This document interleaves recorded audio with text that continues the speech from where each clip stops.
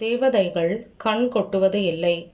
அதனால இங்க உமாதேவி இயற்கையாகவே கண் கொட்டாமல் இருப்பதால் அது உலக ரட்சைக்காக என்று இங்கே உபசரித்து கூறப்படுகின்றது. சௌந்தர்யலஹரி ஸ்லோகம் 55. கண்கள் மூடாமல் இருக்கும் காரணம்.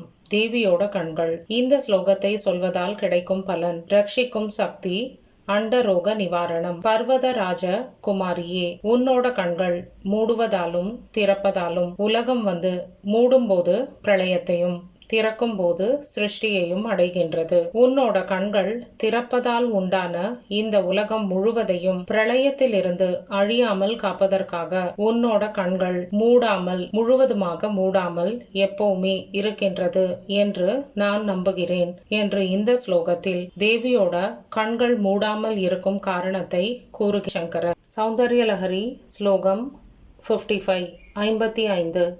கண்கள் மூடாமல் இருக்கும் காரணம். தேவியோட கண்கள் மூடாமல் இருக்கும் காரணம். இந்த ஸ்லோகத்தை சொல்வதால் கிடைக்கும் பலன். ரட்சிக்கும் சக்தி. அண்டரோக நிவாரணம். நிமேஷோன்மேஷாப்யாம் பிரளயமுதயம் யாதி ஜகதி.